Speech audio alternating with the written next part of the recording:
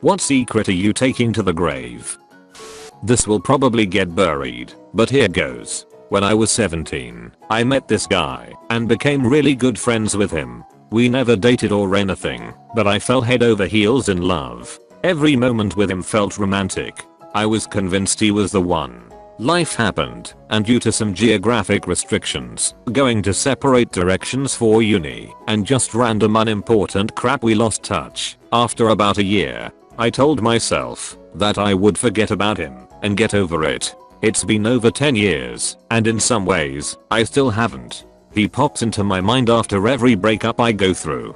Occasionally I look him up on Facebook. I've tried contacting him several times and we engage in small talk, but it never goes any further than that. I'm now seeing someone who definitely wants to marry me, and I'm pretty much convinced that this other guy has positive memories of our friendship, but no further interest. I know that I need to stop fantasizing and focus on the person I have, but some small part of me is having trouble letting go of the dream of this guy. I've gotten to a point where I've basically resigned myself to the idea that I will never have him, but also that I will never really let go. I secretly think I may be crazy.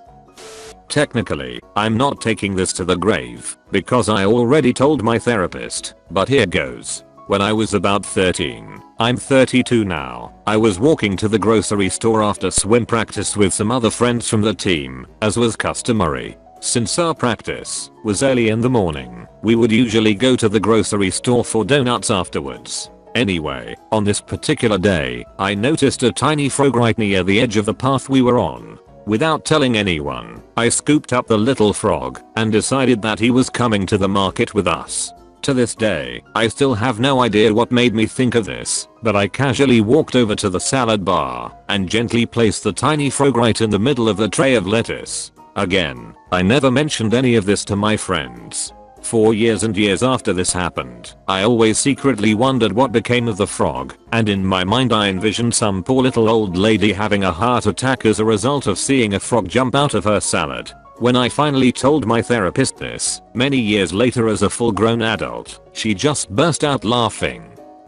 There was a math competition/test in grade 8, and this was to actually decide who got the math award at graduation, but we didn't know that at the time. They grabbed all the top students, including me and my best friend, and we were probably the two smartest kids in the grade. Well, my friend was always faster than me at completing tests, assignments, etc. He just had that gift of always flying through these things, so I knew he would crush this competition/test. There was about 15 of us in a computer lab, all spaced apart. The test was done on a math program. I can't remember what it was called, and it was some long ass weird word problem that was actually meant to confuse us. Well, while the teacher was explaining the test, I was clicking through one of the network drives, and I found a folder that said Final Test William. My name is William. I was like, that's really weird, I don't remember making this. So I opened it up, and boom, it had the answer for our competition.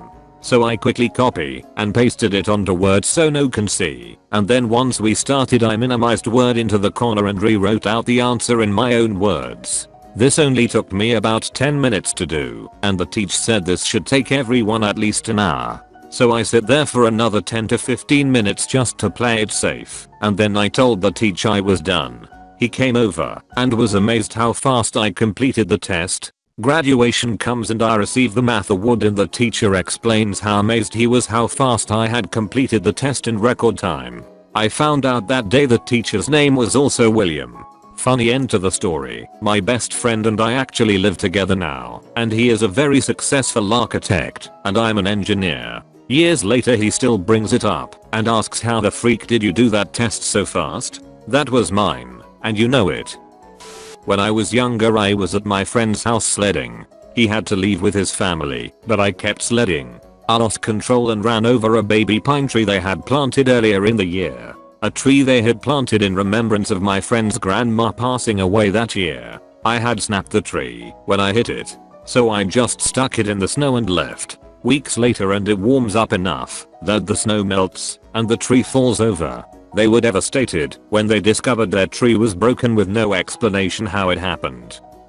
My sister and I were on holiday together recently and very drunk one night when we got back from the bar. Naturally we started drinking more because we were on holiday. She has the ice cube tray in her hand, opens the window simultaneously and loses her focus and drops the tray 5 floors to the street, hitting a big guy square in the dome. He looks up and started screaming and shouting in Italian. I live in Rome, so I understood he was calling us some bad names. We just closed the window and continued drinking while we could hear this man shouting he was going to come up there and rip our heads off. Please never find me, Mr. Scary Italian Man.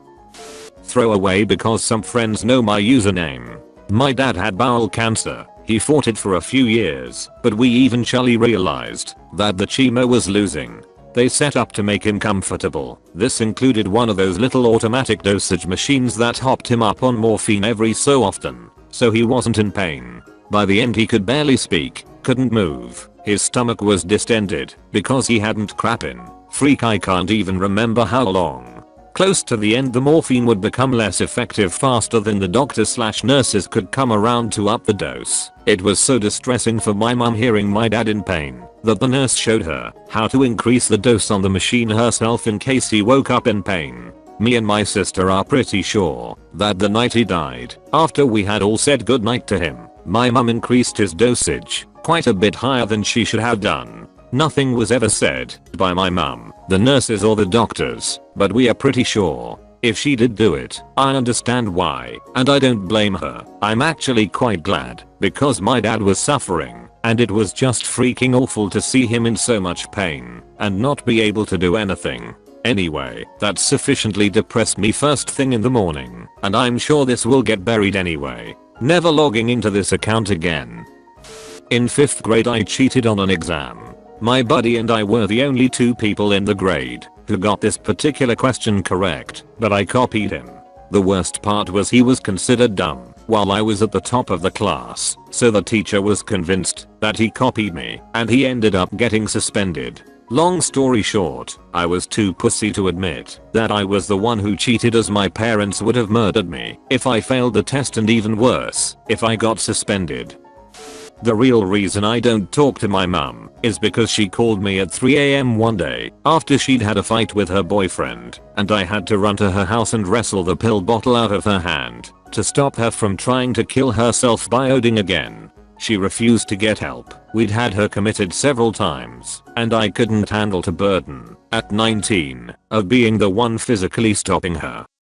One night I woke up with my mind in a twist. My mom was in the hospital at the time. I had a crazy urge to call them and check on her, but I reasoned not to because I couldn't think of an excuse, so I fell back to sleep. 5 AM I get a call that they checked on her and she didn't have a pulse. I just think there was something I could have done that destroys me to even think about it.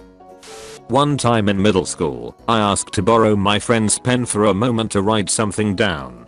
He was pulled out of the room for something a second later, and I just forgot that it was his pen. When he returned to the room, the teacher chewed him out for not having a pen on him, and I think he forgot that he gave it to me as well. I still feel guilty as freak about it.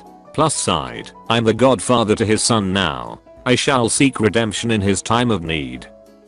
The only reason I married my first wife was based completely on a lie. We were taking some time apart because she realized she still had feelings for an ex. I knew the relationship wouldn't really work long term. We were young and too different, but the thought of that rejection was too much for my egotistical mind to bear. I was driving and crying one night and ditched my car on a country road, my face slamming into the steering wheel in the process. I instantly had a huge bruise, and when I saw her next I told her someone walked up to me and hit me in the face while telling me to stay away from her. She bought it and we got back together. I later proposed to her because, and I quote my internal monologue, if I were willing to lie like that, I probably loved her. Obviously, she cheated again, emptied our accounts and vanished. After she left, I was destroyed and sank into a decade-long depression, became an alcoholic and basically tried to suicide via poor choices. In a way, I sort of deserved that Dear Big C letter and have no idea how to reconcile that fact with myself. I wasn't allowed to eat ice cream from creepy ass Giovanni, but only from Sam the ice cream man. Well, one time I took like 5 douche mark and went on a mission to get some Giovanni ice cream. I saw his pink ghetto ass van and heard his music. I knew what to do next. Going up to that dude's van was creepy as hell. Dude looked like Uncle Fester but with hair. So after being frightened I made my decision and decided upon a scoop of hazelnut ice cream. That ice cream was bomber F. I ate that ice cream and told no one. None. Not my mama. Not anyone. Hand to God, Sam the ice cream man asked me if I ate Giovanna's ice cream. How did he know? How? So that was the last time I ever ate that dude's tasty ice cream. That's my secret. Giovanna's ice cream is bomb, but I still ain't telling nobody. When I was 4 I had a neighbor who was also about 3 to 4. My mom worked nights, so I would stay at my neighbors and hang out with their family. For about a year once every week or so. I don't really remember. I would look her in a room, just the two of us, force her to take off her clothes and touch and kiss her body. Keep in mind I was young and had no idea what I was doing or what sex was. Fast forward 20 years and my brother decides to look up our old family friends on Facebook, and the girl had recently overdosed on drugs and her family is now trying to help people with depression. I don't think I'm aggressive at all, but I try to distance myself from people because I don't want to hurt anyone. I'll probably think of myself as a horrible person forever.